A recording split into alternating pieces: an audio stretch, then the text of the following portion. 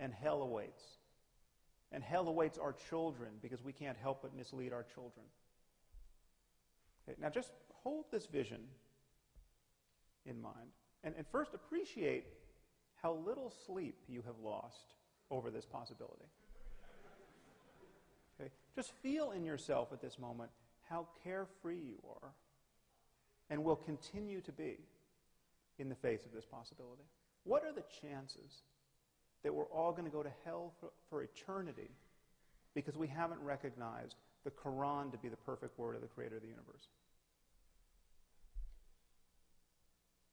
Please know that this is exactly how Christianity appears to someone who's not been indoctrinated by it.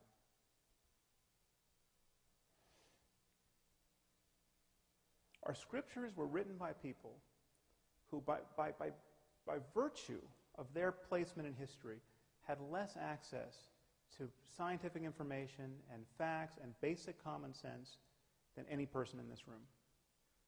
Okay, in fact, there's not a person in this room who's ever met a person whose worldview was as narrow as the worldview of Abraham or Moses or Jesus or Muhammad. And most of these people, with a few exceptions, had a moral worldview that was more or less indistinguishable from that of an Afghan warlord today. Okay, and yet Dr. Craig insists that the authors of the Bible knew everything they had to know about the nature of the cosmos and about how to live within it, to guide us at this moment. Okay, I want to suggest to you that this vision of life can't possibly be true. Okay, but just as there's no such thing as Christian physics or Muslim algebra, there can be no such thing as Christian or Muslim morality. Whatever is true about our circumstance in moral terms and in spiritual terms is discoverable now and can be talked about in language that is not an outright affront to everything that we've learned in the last 2,000 years. Okay, what remains for us to discover are the facts in every domain of knowledge that will allow the greatest number of us to live lives truly worth living in this world. I mean, how is it that we can build a global civilization, a viable global civilization of now destined to be 9 billion people, where the maximum number of people truly flourish? That is the challenge we face.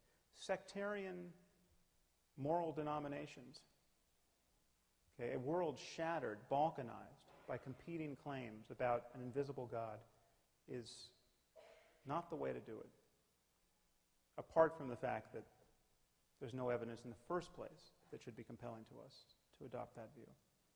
The only tool we need is honest inquiry. And I would suggest to you that if faith is ever right about anything in this domain, it's right by accident. Thank you very much. It's been a pleasure to talk to all of you.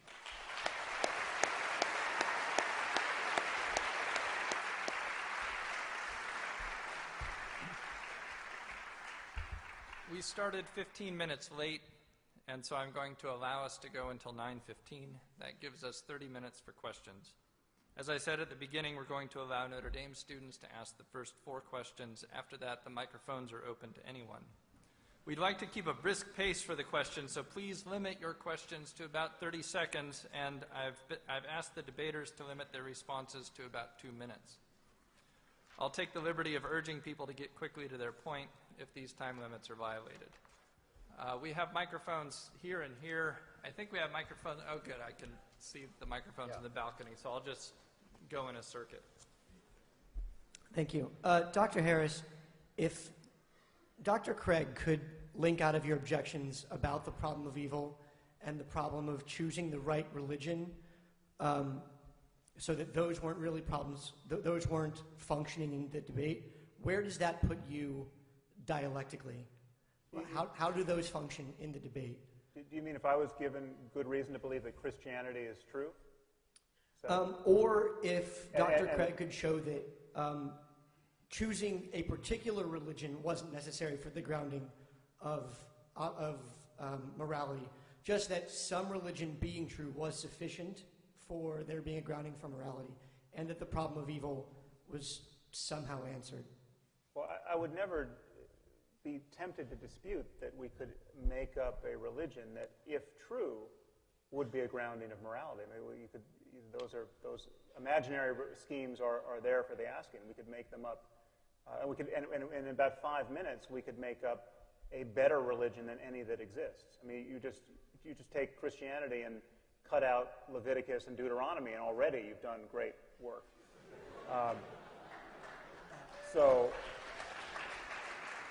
And we could rewrite the Ten Commandments in less than 5 minutes and improve upon it.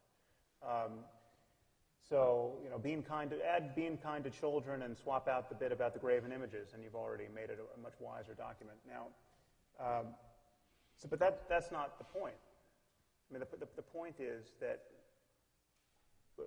one point I made, which he never really addressed, is that you're smuggling in a concern for well-being in any case. You just have a different timeline. If Christianity were true, it would be part of my moral landscape. I mean, if someone like myself is going to suffer in hell for eternity based on what I'm currently thinking, then I clearly am doing the wrong thing. I mean, I would want that information, and I would think, that would be a revelation to me, which I would take seriously, and I would do everything I could to get into heaven. I mean, that would be, heaven is if eternity in heaven versus eternity in hell is really the landscape that we're living on, well, that's part of my moral landscape. It just changes its temporal characteristics. There's just no reason to think that that's the universe we're living in. Thank you. Up and to my left. Hi. Professor Craig, you made an interesting analogy. You said that long before we could explain scientifically where light came from, we could distinguish between light and dark, and that the same could be said for good and evil. But to me, that analogy seems dangerous because long before we could explain scientifically where light came from, we said it came from God. Could the same be said for morality? And then also, how do you explain shifts in moral consensus over time? Okay, I'm not sure I understood all of the questions, so I might need our moderator to help me here. The last part of the question was shifts in morality over time. Don't confuse moral ontology with moral epistemology. Moral ontology is the foundation in reality for objective moral values and duties. Moral epistemology is how we come to know the goods that there are and the duties that we have. And clearly, affirming that there are objective moral values and duties doesn't mean that we always know them infallibly. Clearly, over time, there's such a thing as moral growth and moral development. When I look at my own life, I look back at my life as a young man, and I can see certain attitudes and things that I had that I now would be ashamed of morally. I think I've experienced moral growth. So there's no reason to think that the objectivity of moral values and duties implies that there isn't such a thing as moral growth or a clearer apprehension of the good, or sadly, in some cases, a moral degeneration of a society and turning away from good. So these are two different problems, and my concern is moral ontology. Now, I didn't catch the first part of the question. Mike, did you?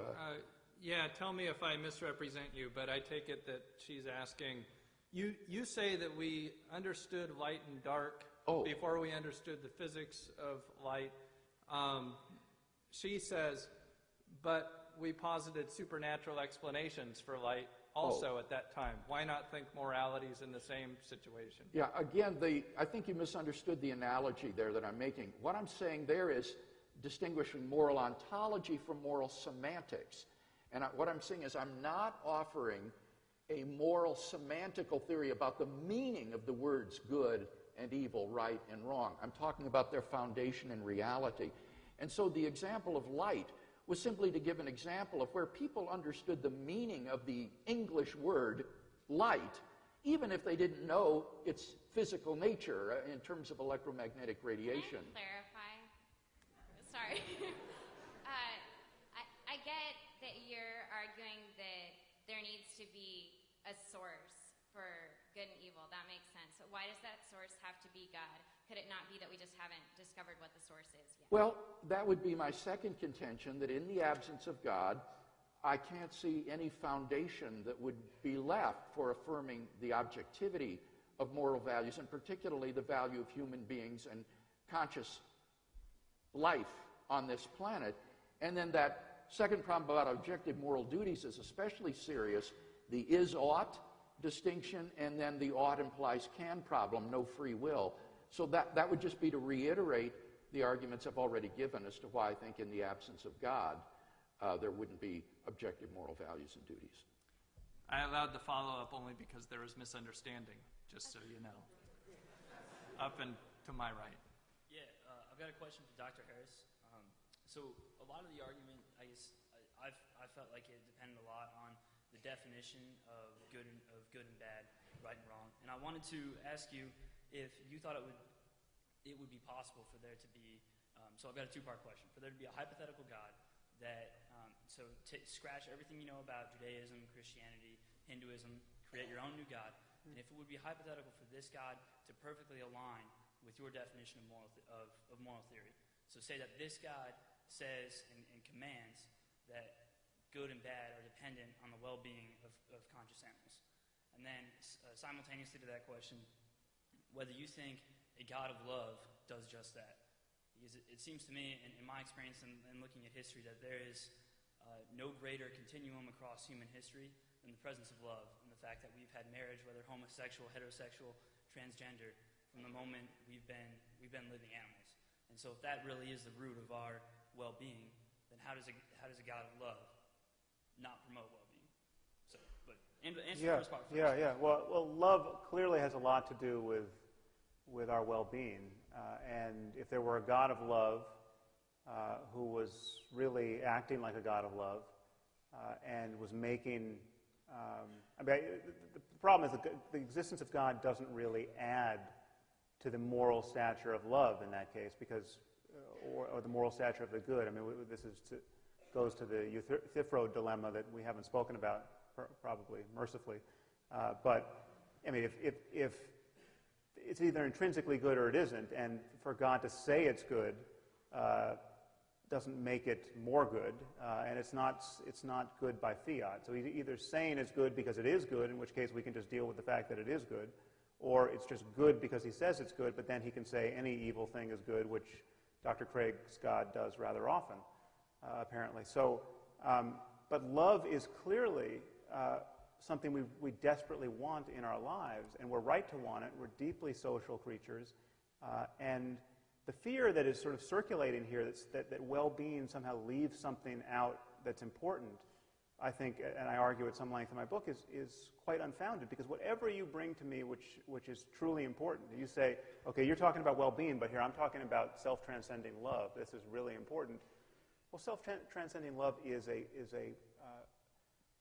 probably at the core of the deepest well-being that we can experience as human beings. But likewise, if the Christian hell exists and awaits me, well-being in the end is predicated on avoiding those flames. And so that means all of that, you're smuggling in a concern about consciousness and its future changes, whatever you bring in the moral domain. And so I'm saying we must be honest about that. We ground this in consciousness, and then we can talk about how human beings like ourselves can thrive. And I would grant you that love is probably on the top of the list. Down here to my right.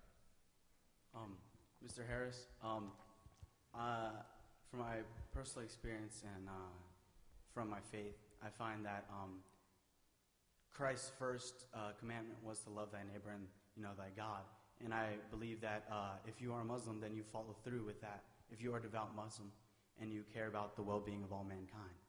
And it's kind of in relation to my next question, which is like, how would a naturalist respond to amazing miracles by God, which, like, say, the miracle of the sun, which was witnessed by 30,000 to 100,000 people in Fatima, Portugal in 1917, as well as miracles of the Eucharist, in which the Eucharist actually starts to form veins and bleed, and where this blood is actually tested and is found to be AB positive,